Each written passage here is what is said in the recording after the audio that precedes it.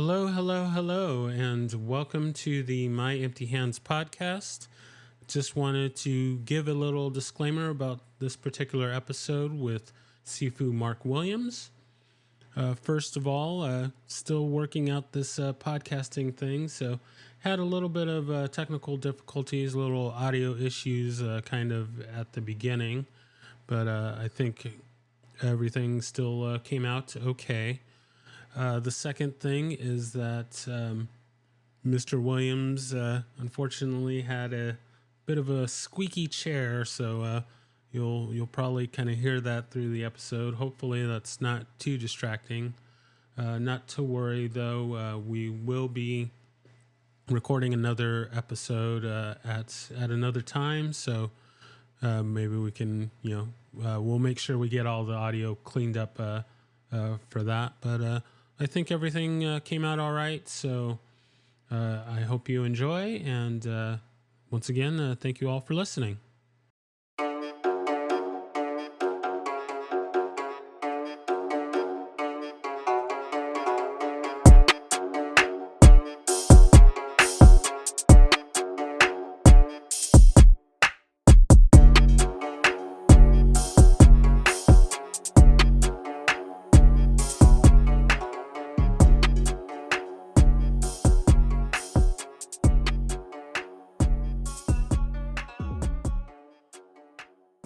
Hello, hello, hello, and welcome to My Empty Hands, a martial arts podcast, typically with a focus on Kempo, but today we have a special guest here. I'm very excited to be talking with Sifu Mark Williams.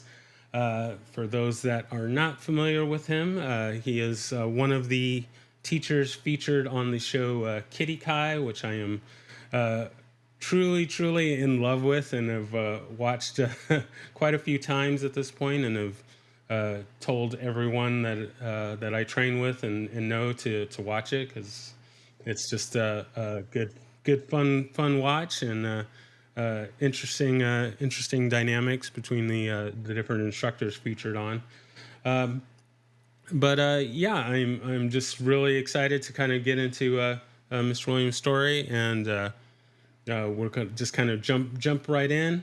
I typically give kind of my background, but we're not here for me. We're here for the guest. So I'll just give the brief history in that I have advanced ranks in both Chinese Kempo and American Kempo and Capoeira, and have not so advanced ranks in Taekwondo and Hapkido, and I also did some boxing. So that's just the little brief history of me, and we'll kind of get into more as we go along.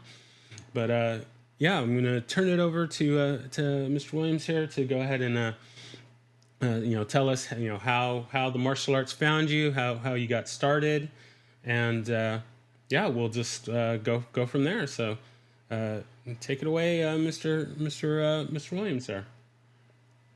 Well, thanks for having me. I appreciate it, you reaching out and everything and stuff. I told a few of my students, a couple of friends and everything. I haven't heard from Cliff. I understood you interviewed Cliff Kitchens and stuff. I met Cliff. That's how I met him, was that show.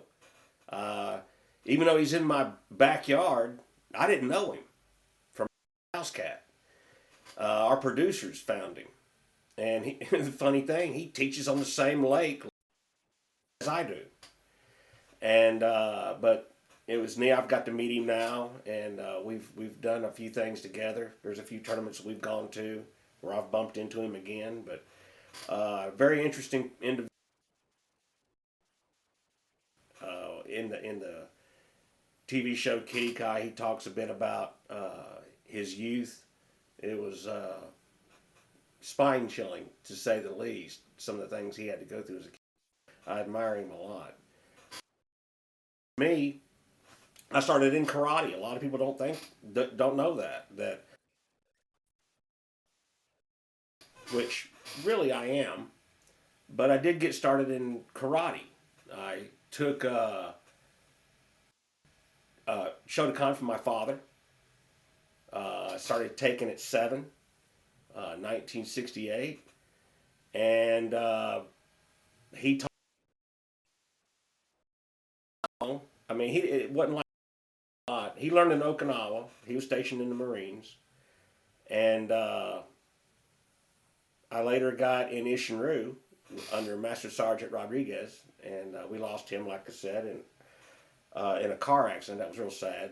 And I was stagnant for a little while. Still practiced, but I got to taking kung fu from Grandmaster Johnny Lee, and I didn't realize what I'd tapped into and stuff. And as time went on, you realize what you got and everything. I mean, you don't realize you're in a diamond mine till you strike a match and you look around and see all the shiny rocks. It was really neat for me to grow up in that atmosphere, and I with him forever, still with him.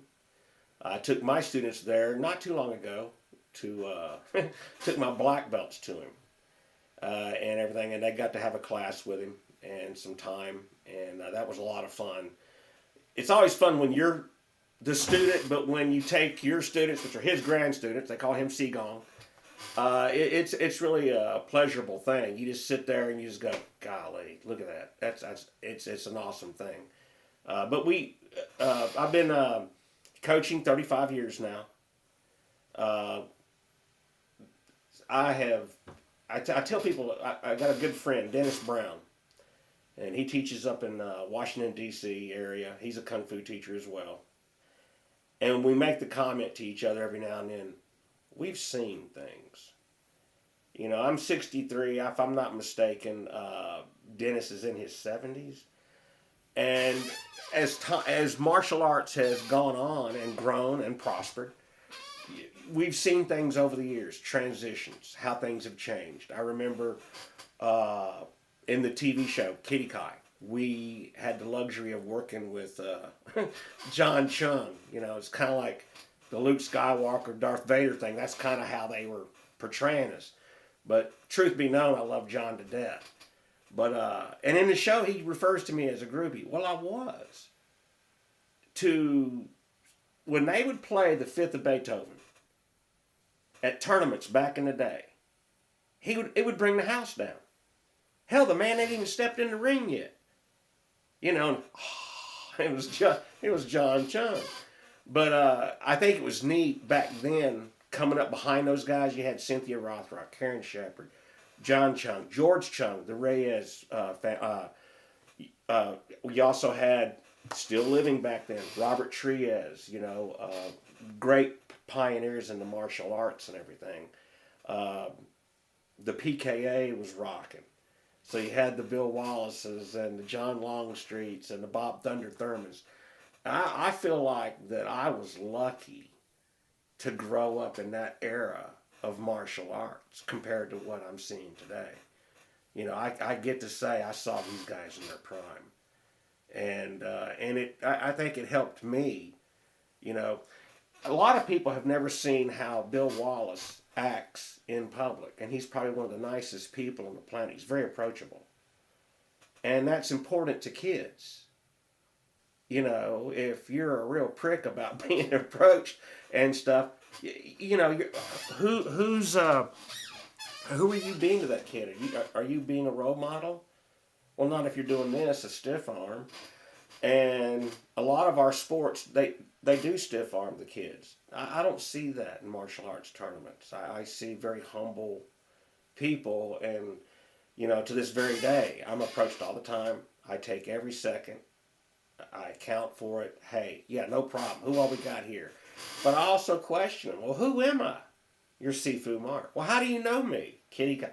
So it's a trip that the kids, they come up and they get their parents to say, could you ask him if I can get a picture with him? And taking the time and doing it. And it's been a fun run. It really has. It's been a very fun run. Very nice. Now, so going back to your journey, the the style, the kung fu style that you trained in, and the teacher that you're training with, is was what drew you to that system? What kept Okay. you training in that Yeah. particular Well, system? when when you walk into a kung fu studio, especially back in the '70s and the '80s, you just think kung fu. A lot of people don't realize it. They think that means martial arts, and it doesn't. It means time well spent, hard work.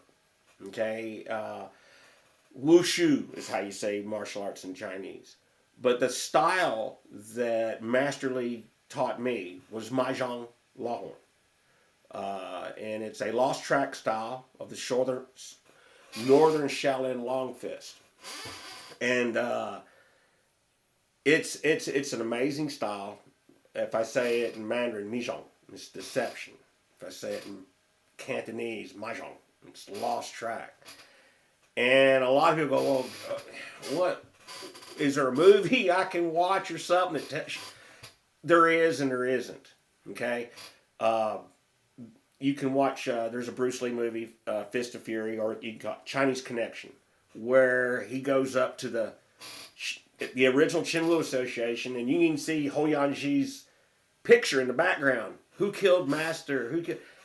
And in the movie, he goes and gets revenge for who killed his master. And that's about Ho Yanji, and he was a Mahjong master. There's been several movies, but then there was the movie by Bruce Lee, Fearless.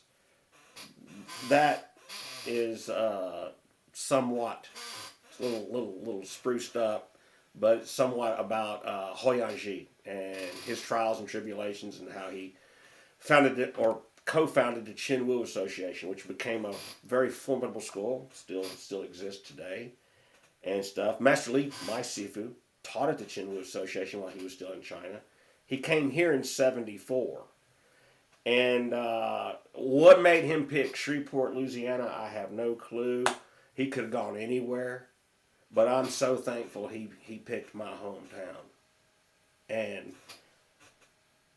school's still there on East Kings Highway. My classmate Glenn Guerin and his lovely wife Sheila teach there, along with Doug and the gang, and they're keeping it going. Master Lee teaches in Dallas.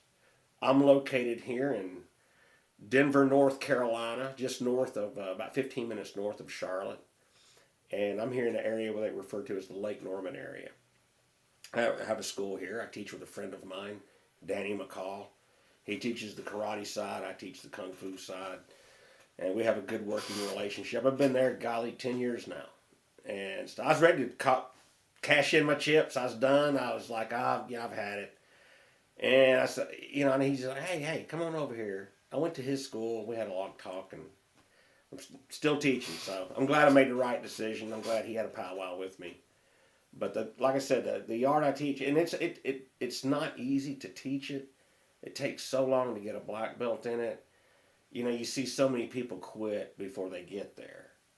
And they don't, I'm not going to say they don't have the heart. They just don't understand the commitment.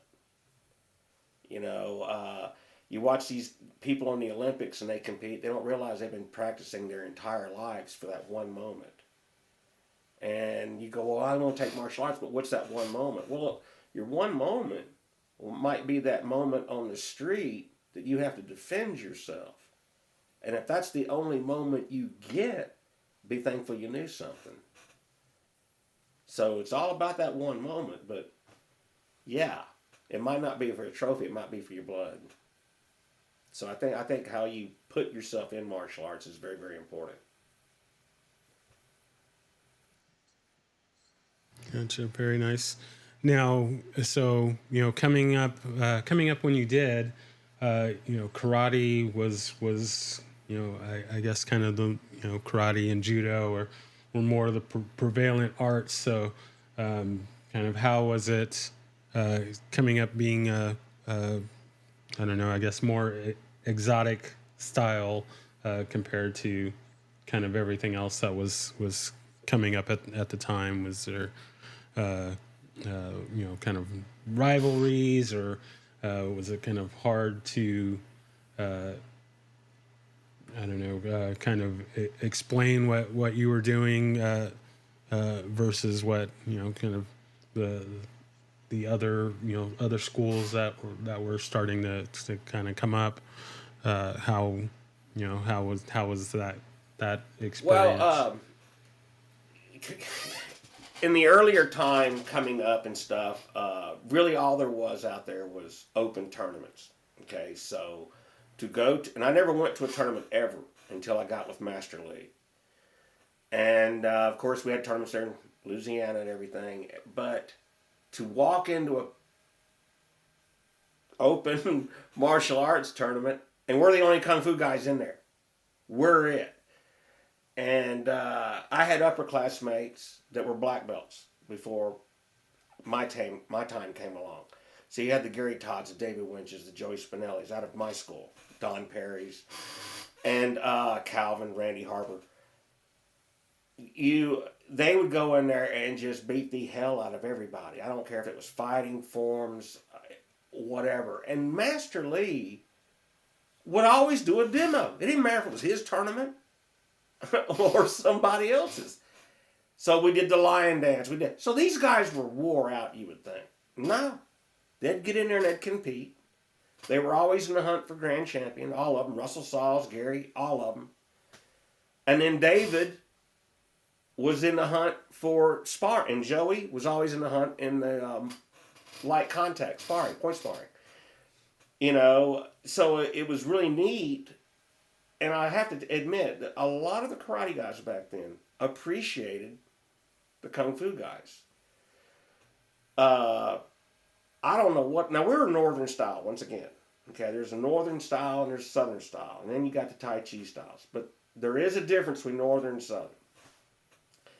So I'm more familiar with the northern styles of kung fu. When we start going out further, Texas, things like that, Arkansas, Oklahoma, to compete, you bump into a few of the southern styles. And they don't look nothing alike. Ours look more ballistic. And but as far as the rivalry goes, I would have to say our rivalries were probably ourselves. What we could get the judges to give us on scores, I always looked at that as a rivalry. I've never looked at an individual as my rivalry because I just thought I had more things going up against me than him. And it was the rules, favor to the karate guy. The judging, okay, well, if you got 3 karate judges, well, what's that tell you? Okay, and it's nothing mean towards them. It is what it is. So that was your rivalry. I wouldn't say it was one particular school and everything, not at the time. Now, these days, there are rivalries. You have Team Paul Mitchell. You have Team Revolution, Team America, Team AKA. Different atmosphere. But, you didn't know a school was together and if you wouldn't until you got up close enough to read the patch on their gi. And we, when Master Lee was taking us to tournaments, we're all wearing T-shirts. And a lot of times the T-shirts didn't match. So, you had this Easter egg looking thing going on here and stuff. So now that I'm a coach, you wear black. It's going to say Team Shaolin across here. And we're going to keep it simple. I won't be able to look and find you if I need you. But as far as having a rivalry, no. But I think Master Lee stayed on us hard enough to, hey, this is how they're going to judge you. You got to take your A game, leave it all on the floor. Same thing for your point sparring, things like that. And those were the things we were taught coming up the ranks, and I still teach that same way.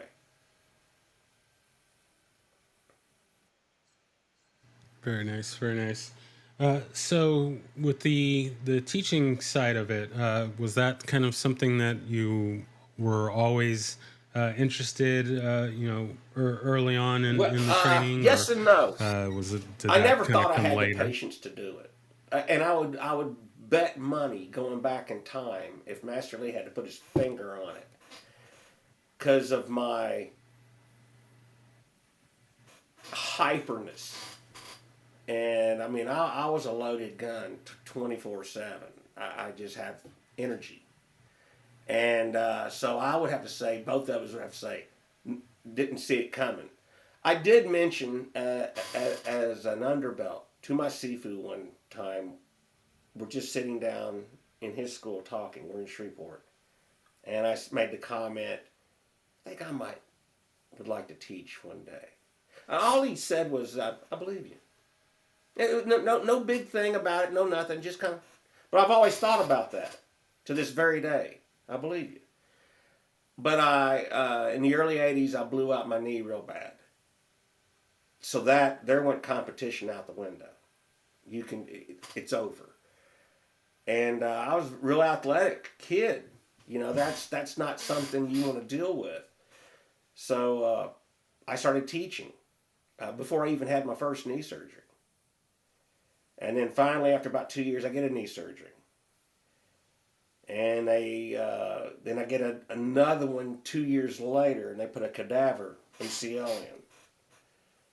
And I moved to North Carolina in '95. I did teach in Arkansas for a while. Taught about 4 or 5 years there, Little Rock, Arkansas. And then came with the intention coming here later on. And once I did come here, established a school, and then I had to have as time goes on, it doesn't stay there, no matter what anyone tells you. And so the knee was eating me up again. So about 5 years ago, I had a complete new knee put in. And it's been doing good. No limping, no pain, no nothing. But I put it off for so long because I was so afraid of who's going to teach my students while I'm down. I would always schedule these surgeries on weekends, right before the weekend. So by the beginning of the week, I'm either on crutches or a cane come the next week. So I've never been down more than just a couple of days. But it was really the knee that pushed me into teaching. And I'm glad it did. It humbled me.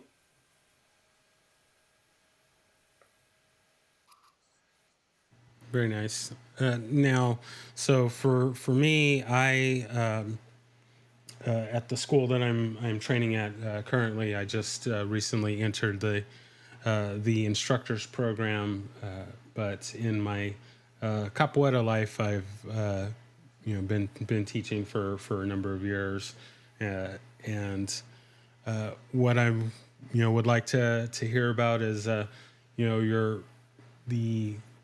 your early experiences, early stories of when you started teaching, kind of what were the things that you kind of ran into, or any kind of particular stories that stand out to you in those early days of teaching, and then in contrast to how you teach now, maybe things, tips, and things that you've picked up over the years, and maybe advice that you could give to the early version of your teaching, and just kind of talk about those experiences a little bit. Teaching early on was my first 2 students ever. I can tell you, my first adult student is Craig Green, and my first kid student was a young man named Joshua Mitchell. Okay, and you just remember the first ones walk in your door. But I started teaching, believe it or not, in an apartment.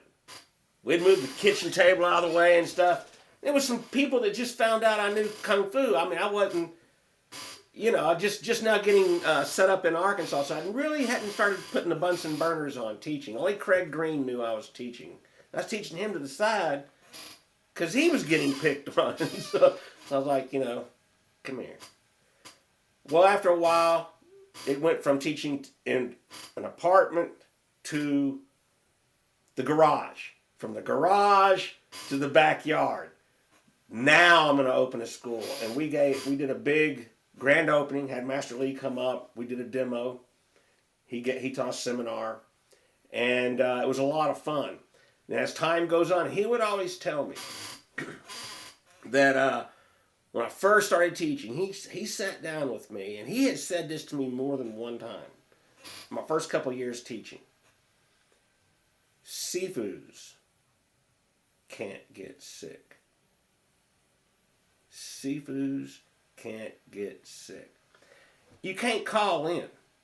If you're an instructor, you can't call in. You have to be there. You got to teach these kids. Well, I'm sick. I don't feel good. You need to get over it. Tell your headache to take a powder. Whatever the problem is, do something about it. You can't miss school. Well, I'll let one of my... It ain't you. It ain't you.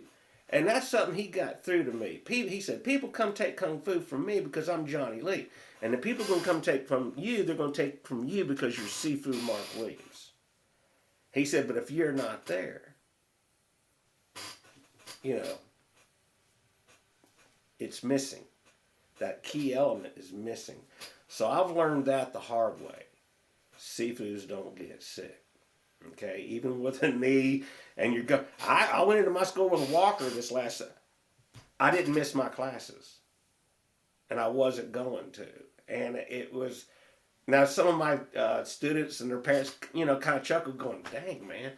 But it's just the way I was raised in the art that we had to understand. We have something that we have to be there for, and that's all there is to it. Going on with these new, as I was an instructor and everything, God, I was in my 20s. So to say, is there a difference between back then and now? Oh, God, yeah. My energy was stronger, of course. I was a young guy. But I was a fireball. And I'm loud now, but I was super loud then. My count, the cadence, the whole 9 yards and stuff. But the one thing that has not changed is my sense of humor. And I believe in all my heart, you have to have a sense of humor to teach. Because if you don't, you're in the wrong business. Because you're going to see something funny. A kid's going to do something funny. And if you don't have a little bit of humor, if you don't allow just a little bit in there, no one's going to stick with you because you're not human. You're a robot. And I'm real big on that. I want everyone to have a good time. They know when I'm serious, and they know, that's cool. That's fine. But, and you can separate the two. It's okay. And, through the years, though, you always get that one student. And I can always name the ones that was my hell. I'm not going to name them on this, but I mean, you'll never forget their names. You go, God, what did I do to deserve that? Lord have mercy. Because they just, every time you turn around, and I'll give you an example. This was a kid in my school. I get a phone call one night, and it's a mom, and she's crying, just completely in tears. Well, what's wrong? Well, you'll never guess what's happened. Well, so far, I kind of got an idea who it's about. She goes into the grocery store, parks in the parking lot. Now, any grocery store, they got all that glass. And right past the glass is an open area, the foyer, where you see all the checkout counters and stuff. Now, those things are heavy. They got the conveyor belt that moves, all that. You would think those things are heavy as hell. Apparently not. She had a Toyota 4Runner back then. This kid, she leaves the car running. Here's another bad move. You left the keys in the car with Chucky. He comes flying through the glass, hits all those checkout counters, done pushed them into the aisles. And she said, I don't know what to do with him. She says, what do I do, Sifu? I would just take him out there and hit him in the head with a shovel and bury him. Well, I can't do that. I said, well, then you've got to continue to raise him and teach him right from wrong. That's all you can do. And I said, one day you're going to laugh about this. I know you're not laughing right now, but you're going to laugh about this. And so I tried to shed some light. And by the time I got off the phone, whether she was laughing, I said, but don't get me wrong. I'd still ground him to high heaven. But those are just little things you get the phone call. And I'm sure every instructor has. You get that phone call. Sifu, I need your advice on something. And I'm blown away with it's kind of a compliment, you know, when they do call you, Sifu, what do I do? You know, what do I do? I mean, you don't know what to say half the time. You hope you say the right thing. But a lot of it is just having patience and a sense of humor. And that'll get you through every time.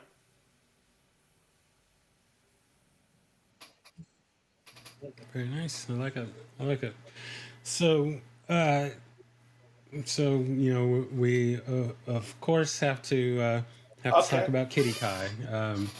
Uh, I knew nothing about the show, and I just happened to stumble across it, and I was like, oh, well, what's this? And just immediately was already kind of sucked in. I have to admit, I watch a lot of reality shows, and uh, so a martial arts reality show is right up my alley.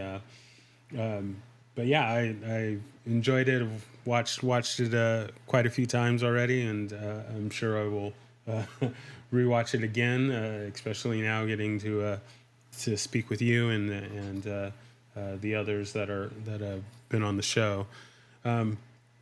But yeah, can Yeah. you talk? How did it come across, or I should say, how did Two they, years uh, you before, know, uh, how did right. you get involved with the show? 2 years before we started on Kiddie Kai, I was approached to do a completely different reality TV show for martial arts. And I think they were going to call it Country Kung Fu, which I'm glad it didn't go nowhere. I mean, it made a pilot and that was it. But the wild thing Yeah, about it that is, if I sounds kind of got this wild. correct, they took it, you know how they have a Comic Con and all that stuff for the comic books? They do a thing for a reality Hmm. TV show where there's TV shows. Well, there's this little thing they got going over in Vegas or LA, whatever it is, and they all get together and they show stuff that they got coming out. And they showed this pilot, and from what my understanding was, it was a few of the channels that liked us. Well, they liked me, and man, it went under dust under a doormat, and didn't hear nothing.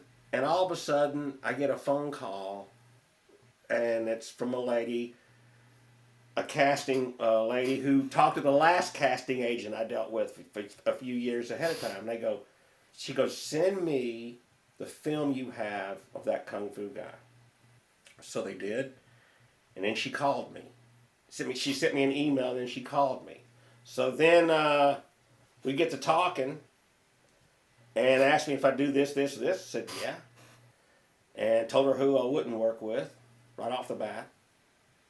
I said it needs to be a fresh start. It needs to be new. Don't use another. If you're going to use me, don't use the others. If you're going to use the others, don't use me. Do it fresh. This was right at the tail end of COVID, so you can only imagine trying to put something like this together as we're coming off the tail end of that. Hmm.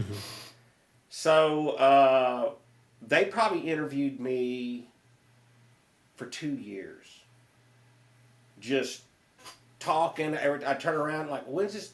And it just took forever. Then finally, we're getting a little closer. Okay, who do you know out there that would do this with us? Wow. This is what threw me off. There's a lot of martial artists out there.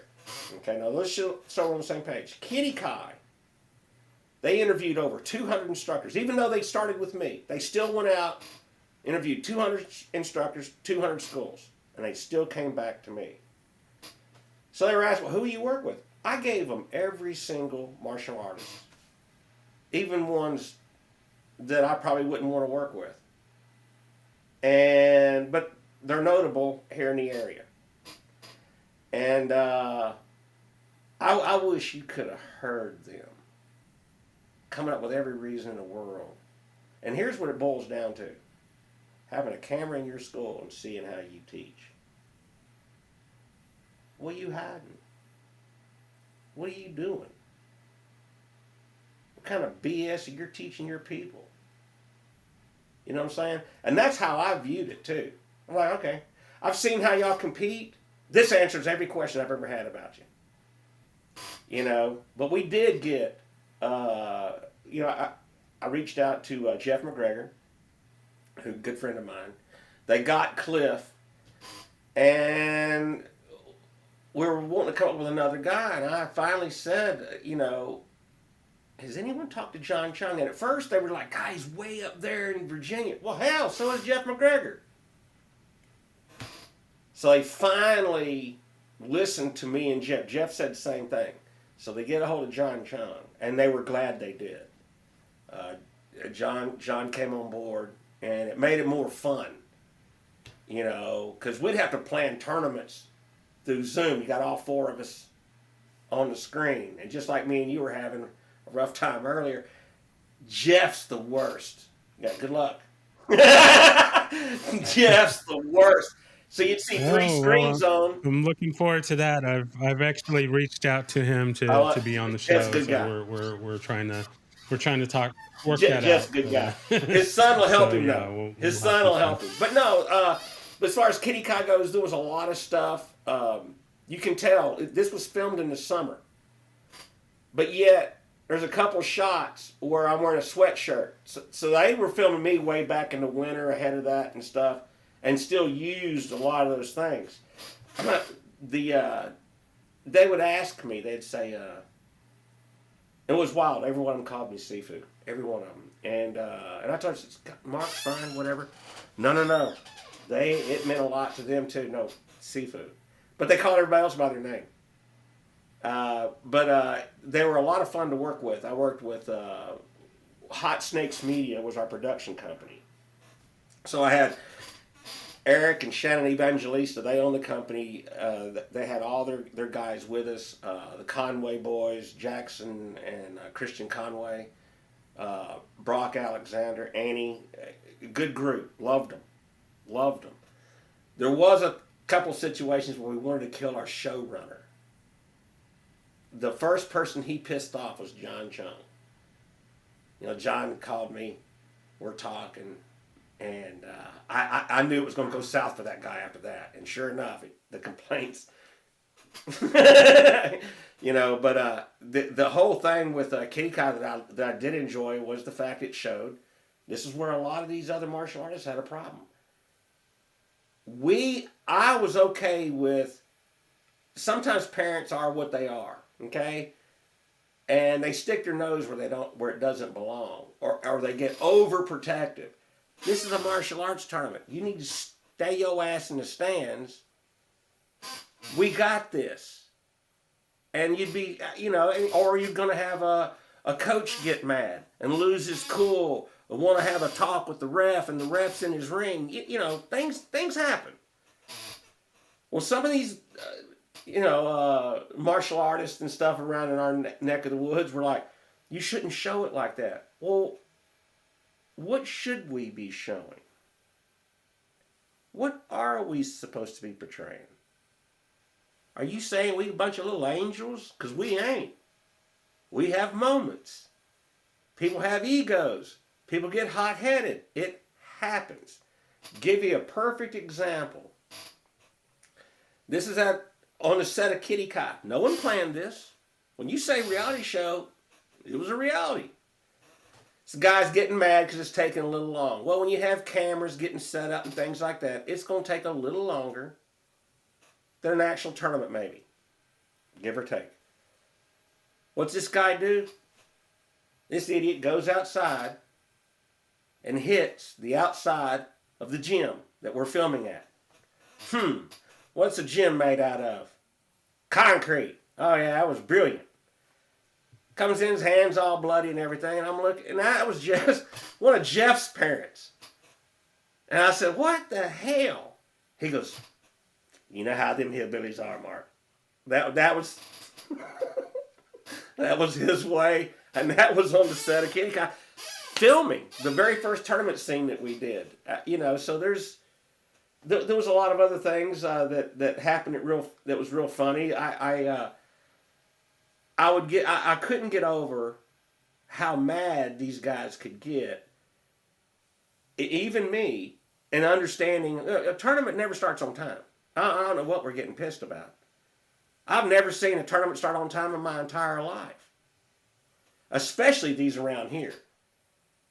I mean, because all the judges walking around shaking hands like, I just saw you last month. What's changed since then? Sit down, judge. Here we are at Kiddie Kai, and you got people getting mad because it's taking a little longer because of the cameras, or can we shoot that again? Oh, a lot of that. A lot of that. You'd be teaching a class. Class is supposed to be just 1 hour long. It'd be 2. Can we get you to say that again, but look that way? You know, so there was a lot of that. Everyone, especially on NASCA, man, you think you could get them here to our tournament? Well, I'm not their travel agent, first and foremost, and that's their call. You know, I mean, yeah, we wanted to do stuff with the bigger tournaments and everything, but we could only work with how many episodes they were going to film, which was 6. You know, how much, you know, I couldn't tell you myself, we got to film this much to get 1 hour. Or I think they're 45 minutes. I think each show's like 45 minutes. So, and I'm going to tell you something. A lot, as the old saying goes, is on the cutting room floor. There is so much stuff that was filmed that I thought, oh, that's going to be, it's not on there. And the things you go, oh, no way, it's on there. So it's hey, when you're not in charge of editing, remember what you said, you know, because it's going to come back to haunt you and everything. See, the things you think, no way. You know, there it is. That's you, right? So that was a wild thing about Kiddie Kai, you know. So when you got the cameras on you, and they don't never turn off, pay attention to what you're saying, pay attention to what you're doing. There's a scene on there with this one little kid. Whew, this kid acted up all the time. You put a camera, and that's just like you're intensifying the situation. Because this kid, he's pretty slick, was going to use those cameras for him. You know, it's just like that idiot on Dr. Phil keeps dancing. Dr. Phil says, "Could you sit down? Oh, can you do this? Can you?" That was my kid. So I had him acting up and stuff, and we have a thing we call the horse dance. Just make him get in the horse dance. I made him do a 5-minute horse dance. I didn't care if those cameras were there or not. And but they when it was all said and done, the camera people were like, "Does that happen very often?" I said, "Well, yes and no." I said, just like a kid knows, if I'm telling that kid not to act up, and I can make him behave the entire time he's in there, but you let that mom and dad walk into the room and watch that kid change, like, this is my release factor. Now that they're in here, I can cut a monkey if I want to. No. I'm going to get on to you right in front of them, too. You're going to stand right next to them, stand still, talk when spoken to. You know, but you have those scenarios and stuff. But it's part of teaching, and we tried the best we could to put it a part of the TV show. Gotcha. Now, so when I spoke with Mr. Kitchen, yeah, he mentioned a lot of things that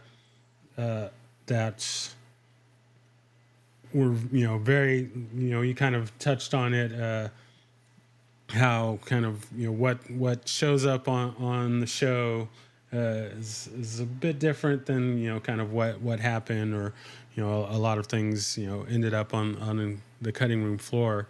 But yeah, he had mentioned that there were kind of like a lot of interesting requests that the, you know, producers wanted for, you know, for, yeah, he'd get all my fallout. As an example, he said he would get my fallout. They'd go, "Hey, Sifu, we want to bring in this kid to be a part of your school, and you let her free spar."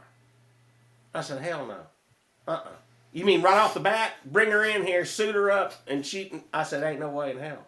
And I had to explain to them how our system works. No, they got to go like 45 days, then they get tested. They get tested for a white belt. We don't just hand it to them. So instead, what do? They take that same kid to Cliff. So that's that girl you see in the TV show. She's singing and stuff, not even focused, not even paying attention. The other thing that I did to Cliff that he had to get was, I did the kid thing. He had to go play golf. Now, God bless him. Those geese are hot. And they had him and his entire school out there in the heat of a summer day playing putt-putt golf. I was like, no way. Yeah, that was one of the things that he mentioned. He said that the producers wanted everybody to wear their uniforms all the time, and it was like, no, we don't we don't wear our uniforms all. Like he said that basically anytime any of y'all were on camera, that you had to be in your uniform. And yeah, he mentioned that was that was an unreasonable request. It's like we don't live in our Right. Well, uniforms. yeah, that We're that way here's at the this point. thing with the whole, and this was my only gripe about the show, is they were trying too hard to do a reality Cobra Kai. Cobra Kai has actors. We are not actors. We are actual martial artists. I'm not saying that some of them kids didn't know martial arts on Cobra Kai. I'm not taking nothing. Ralph Macchio knows about that much of martial arts, and that other guy. So now do the kids might know a little bit. Okay? I've never seen them on tour. But at the same time, everyone that you're filming with us, we're martial artists. Every one of us. And those kids that we're coaching, those are martial artists and everything. So it was hard, and Cliff's so right on this. It was so hard to get them to understand, hey, once again, we wear T-shirts, okay? They don't. If they're not wearing their gi, God knows what they got on, And it might not mesh with. I did get that. And here's the thing. I'm going to use Paul Mitchell team as an example. It could be Revolution. It could be any of the teams, a.k.a. even when they take their gi off, they're still wearing a shirt that represents. And I think if Cliff and Jeff would have done that. If you notice, there's a couple times John's crew's wearing T-shirts, but they got his shirt on. You know what I mean? And I think that's something that the other two schools, if they would have been on top of it, I think that would have gone over a little bit easier. But it killed me that they had those guys out there. It was hot that day too, because I had to go out there to do an interview. They were interviewing me about a mile away as they're filming that over there. And I was just like, hey, y'all are cruel. Y'all are complete. I said, I wouldn't have done that to save my life. But that was two things they asked me to do. I'm like, no. We're not playing putt-putt golf in our uniforms. Not doing it. I'll wear shorts and a T-shirt. Boom. Yes. But poor Cliff, they got him, man. What can you say? Better him than me. Gotcha. So, what are your feelings on how you were portrayed on the show? Whether you think it was accurate? You think they maybe spun it in a good or bad way? Or just... When it comes to me, that's me. That's Mark Williams. I mean, I'm going to say what I'm going to say. Don't care. Really? What are you going to do? Really? I mean, I'm not sure that's everybody's attitude. I mean, I don't say nothing to offend people, but my Lord, I'm not going to sit there and hold back either. Did I like how certain things of this, that? The one thing I wish that had listened to us on was they tried too hard for the rivalry thing. I said, you got to let the rivalry cook. Well, when you're impatient, you're doing a TV show, they ain't got that kind of time. See, then that goes back to Cobra Kai. Cobra Kai is set up to be a rivalry. Okay? Miyagi-Do against Cobra Kai. I mean, it's just real simple.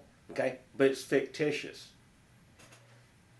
There's 75 teams out there. You go to a regular tournament. You go to the U.S. Open, 4,000 people are competing. I mean, really? So that's the part that they really wasn't getting, and they want to control who you free spar. You can't do that. It's luck of the draw. The Christmas tree's been drawn. Boom, here it is. And now, these days, it's all done by computer, which I would have loved to got that on there on the show, because I wanted to see how martial arts has evolved.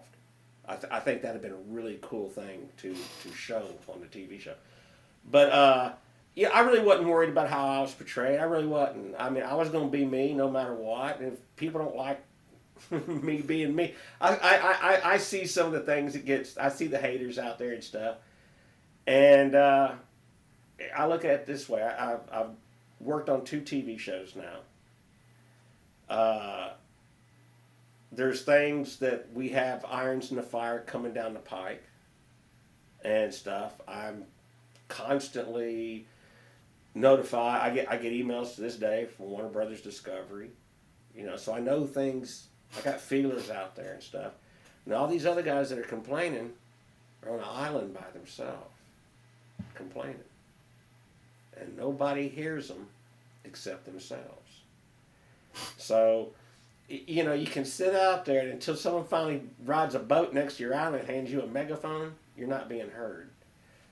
And so I look at the successes that it's done. I'm real proud of John, Cliff, and Jeff, and myself. Do I think we'll do another one? I have no earthly idea. I do watch the IMDb thing and stuff, and to see if we've been canceled yet. So far so good. Now, and I didn't realize this. We're more famous overseas than we are here. We're worldwide. We're being seen everywhere and everything. Every time I see John, it's always a big handshake and hug.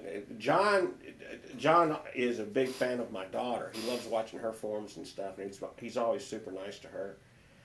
Gives her a big hug and stuff. And she'll always tell me, I just got a hug from 7-time world champion John Chung. So she likes throwing that at me. Jeff's school's doing good from what I understand. I think Cliff's doing okay. But no, I think Kiddie Kai kind of helped everyone. I'd like to think it had. I see it in jest. I don't see it in a bad way. I have fun with it. And it comes back to the kids again. The kids had fun with it. Here's where the instructors say to me, and I get this a lot. You say the things I wish I could say. And I always say back, well, why can't you? Why can't you? All it takes is a little backbone and have pride in what... If we're martial artists, we're afraid to say something. We're martial artists. Why are we afraid to say something? Why should we? I mean, don't be offensive. Didn't mean it like that. But at the same time, you shouldn't be afraid to speak your mind. And worst case scenario, what are they going to do? Worst case scenario, they're going to go that way, you're going to go that way, everything's fine. Okay? It's okay to agree to disagree. It's okay. And but more than anything, as far as the show goes, I've got nothing but good vibes from it, and I'm very thankful for it.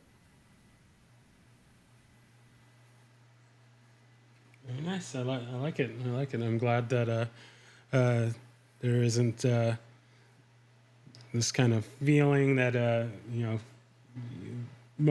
I think most people are not exactly for reality shows, and they all feel that they're just trash or whatnot. Some reality shows. I'm glad that your experience with it was not. Some reality shows are not true reality. They're what we refer to as semi-scripted.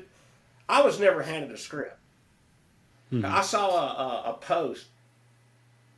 They all thought Cliff, Jeff, and John were instructors, and I was the paid actor because I had the best lines.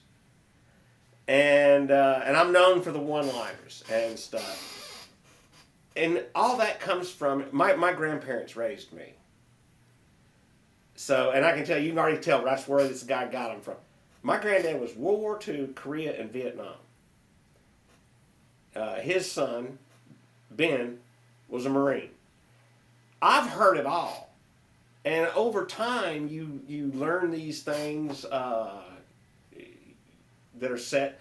Like one of the things I say a lot in my school to help get some fire in my students. I'm trying to get them to learn how to attack in point sparring or whatever, or even in self-defense. I said, and I'll make the comment, you need to be on them like buzzards on a gut wagon.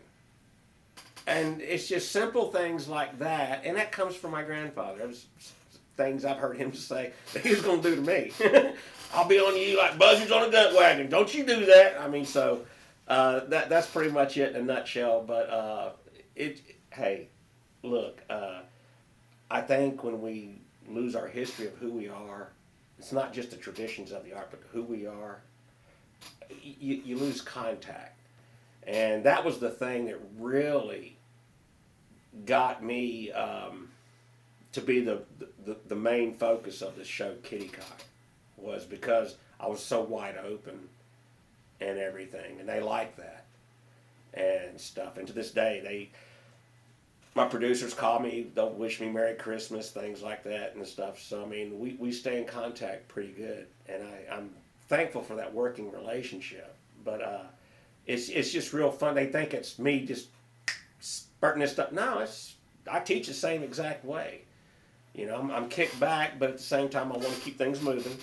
And you'll hear those things. I told a kid, I've said this in Kiddie Kai too, I think, if I'm not mistaken. I'll put a knot on your head big enough for a calf to suck on. You know, now my kids kind of look at me like, parents die laughing. You know, because that's, once again, old school, and they enjoy it. But it's all fun. I take it that way. I hope the other guys on the show took it in good stride. Very nice.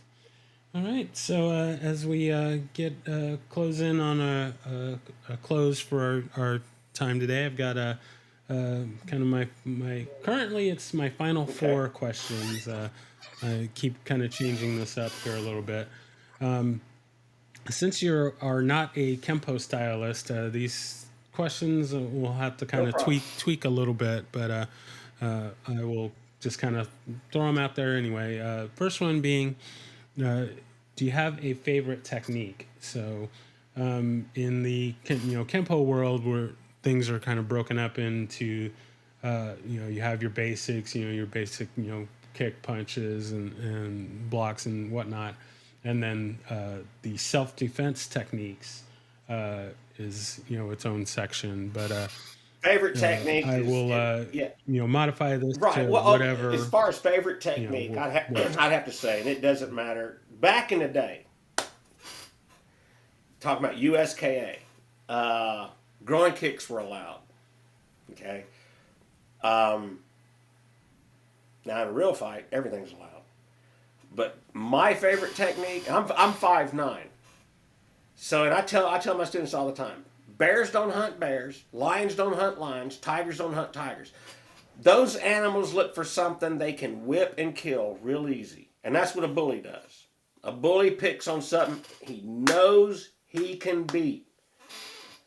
Now, with that being said, you need to understand that most likely the person that's going to come up there and start something with you is going to be a tad bigger. His groin is still only about that high off the ground. That's all that matters. So my favorite technique, without hesitation, is the groin kick. Second favorite technique is a jab straight to the face, because that's now his face is down here because you done kicked him in the groin. It doesn't get any simpler than that. I tell, someone goes, well, jiu-jitsu this and that. You go ahead and try to put my shoulders on the ground and see what happens. People go, all fights end up on the ground. Yeah, if you're losing. Yeah, you're exactly right. All fights end up, you're getting your ass kicked. You're exactly right. Your point of view is straight up. to the stratosphere. And I disagree with that. And you know this. You're a martial artist. 9 times out of 10, someone's going to start something with you. They are running their mouth as they are walking up to you. Okay, red flag. The thing you don't do is run your mouth. Want to know why they're running their mouth? Now you're standing head to head. That's stupid. As he's walking up, time him. It's all about timing. You can tell how far you can reach out right here. If you can't, you haven't been taking martial arts very long. And as soon as he breaks that plane, jack his head. It's over. End of story. He ain't talking no more. He's still trying to figure out why you hit him. Well, because you're being stupid and you're getting close. And I don't think people pay attention to that and everything. I think people, you see some of this craziness on Instagram and Facebook, people getting face to face. You know what I'm talking about. And okay, you're putting yourself in a bad situation. Stop it. You're being a moron. Jack is cool. Well, I don't want to hit him first. He who said that rule, I don't want to hit first, is an idiot. He who hits first wins. Period. Okay? So those are probably my techniques that stand out in my head the most. That I like. It don't matter if it's self-defense or what. Those are the techniques. I'm trying to get in, get out. That's what you want to do. Now, you mentioned that you are a practitioner of Kempo. I have a strong appreciation of Kempo, and this is the reason why. And I hope they get a chance to watch this. They're Kempo people. And that's Manny Reyes Sr. and his son, Alex. I love them to death. They're good people. The SKA, who I represent, Southeast Karate, we work with them on their event and stuff down there at the Pan American Internationals in Miami. So, and Ernie Reyes Sr. is a product of Ed Parker. And then I have other Kempo friends, Don Rodriguez and his lovely wife, Kristen Bannon Rodriguez. And I got Mark Russo up in Philadelphia. So I got some Kempo buddies out there, and they're easier to relate to than just a regular karate guy. They really are. Even though I'm kung fu and stuff, there's a side of them that goes, yeah, I know what you're talking about. Yeah, I know. So there's a vibe. There is a vibe. I love talking to Don Rodriguez and Manny Sr. They're good people. So I think it's neat that you're in that. Those are, and you bump into them, and when we have to judge stuff, 9 times out of 10, it's going to be a Kempo guy sitting with me judging Chinese martial arts if we go to an open tournament. So I have a lot of respect for those guys and everything and stuff. Love their movement. I saw that on your show. You've, if I'm not mistaken, I read that right. Talked to Jeff Speakman, big time Kempo guy. Loved his movie and everything. I wish he'd have done more because I thought he was the perfect guy in that era to do some martial arts movies and stuff. Didn't work out that way, but he still was a lot of fun to watch and stuff. And he's still teaching to this day, if I'm not mistaken. Yes, yes, he is. He's still teaching. He's got a very large Kempo organization. Actually, I believe probably, if not the biggest Kempo organization in the world now, one of the biggest. But yeah, he's doing good things. So I like that. All right. So next question: do you have a favorite form? Yes, my favorite form. The listeners will have to do some research on that since we're not of the same system. But yeah, it's what's your Chung Kun favorite form? And it means big fist form, and there's not a kick in it. And it's a real long form. You learn it around green belt, going into blue belt level. But it's all the locks, grabs, throws that are in it that I love. A lot of people that don't take martial arts don't realize that the forms, or kata, there's where your grab bag of goodies of self-defense moves are hiding right in there. And the more you break those down, the more you see, the more you learn. And this form just has, in such a basic sense, when I look at the form and I see it done correctly, I can't help but think of a big silverback gorilla. And, because the grabs and the locks, the way you twist your wrist and stuff, the snap you have, it's a lot of fun to watch, and you can see the power in it. So that would have to be my favorite empty hand form. I like it. I like it. Do you have a favorite weapon? Golly, I'm gonna have to say it's gonna be the broadsword. It's so easy to say the others. There's so many. There's John White Doe, three sectional staff. There's all. But here's the thing with the broadsword, or we call it the darn doe. You can pick up a stick, and it just became a broadsword. And that is very unique in everything. If you're walking with a cane, you're carrying a broadsword. And I just love that and stuff. And there's a few of the broadsword forms in our art that I really love. There's good technique in it, blocks, also traps, things like that. So I'd have to say broadsword, deep down inside, top. Very good. Very good. Okay, and then final question: if there is anyone that you could train with, living or dead, fictional or non-fictional, who would that be? Anyone I could train with, other than my Sifu. Well, I would love to say my Qigong, but I'd be afraid he'd kill me. I'm gonna tell you, it would be someone within my art, but I'd have to say my Qigong, my teacher's teacher. Not, do I think I'd last long? No. Back in their day, it was brass tacks, do it right, I'm gonna smack you kind of thing. Almost like the Marines out of Full Metal Jacket is the first thing that comes to my head. But no, if I would have, I'll tell you someone else I'd love to train with, and that is Chuck Norris, was my hero coming up through the ranks. Always loved all of his movies, and even though I'm a kung fu guy, I used to argue with my friends all the time. The Coliseum fight between him and Bruce Lee. And all my friends would say Bruce Lee would have won in a real fight, and I'd always say, no way. Chuck would have won.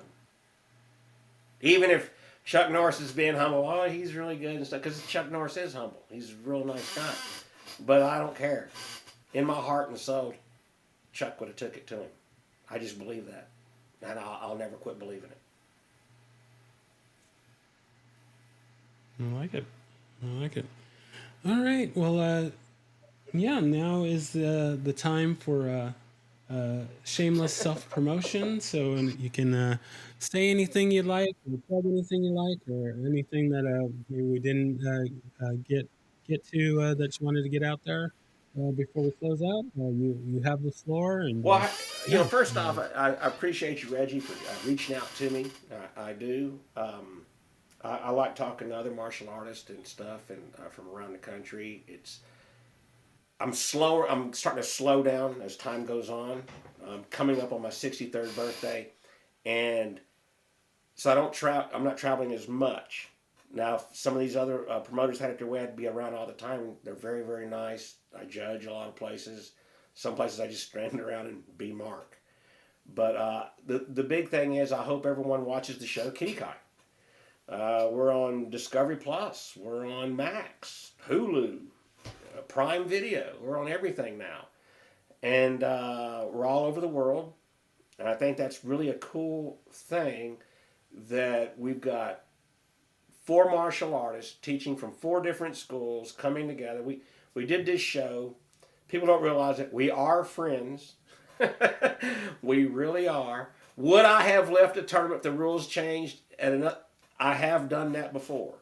So that's not my first time to do that. And I'm sure it's not a lot of other people's first time. You don't switch and shoot at right before it starts and everything. So, but you can always find me.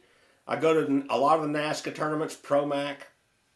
So if you're out there, it'll be kicking in again. Let's see, I'll probably go to Rhode Island, which is Don and Christine Van Rodriguez's tournament. Okay, the Grand Nationals.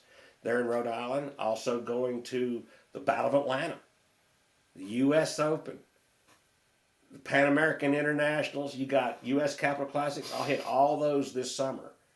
So come out and see us. John Chung goes to those tournaments. Come out and see us. We would love to see you.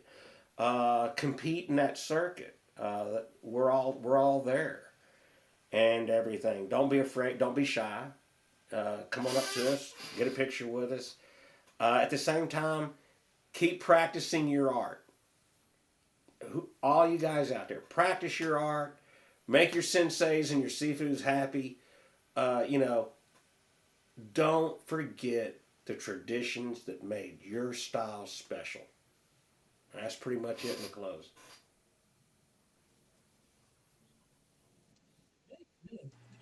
All right. Yeah. Thank you. Thank you so much for taking the time to be on with me and tell your story and share some of the juicy details about Kiddie Kai. We'll once the mics are off, we'll definitely have to talk some more about that. But I just thank you so much for your time, and it was a pleasure and honor to get to speak with you. And we'll definitely have to do this again and get some more stories and insight and focus on some specific topics. But thank you again. Thank you very much for having me. Thank you for listening to My Empty Hands. If you enjoyed the show, please share it with a friend. If you didn't enjoy it, please share it with an enemy. If you'd like to be a guest, or if you would like to recommend a guest for the show, please email me at podcast@talkingkempo.com. Thank you.